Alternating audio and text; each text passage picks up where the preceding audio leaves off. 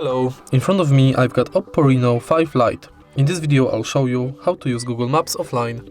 In the beginning enter Google Maps, tap button in the right corner, go to offline maps, select your own map and adjust the area you want to download.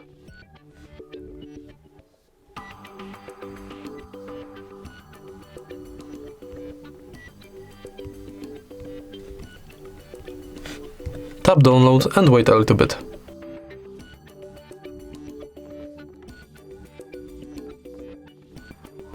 Now enter your map, turn off Wi-Fi and navigate offline in area you downloaded.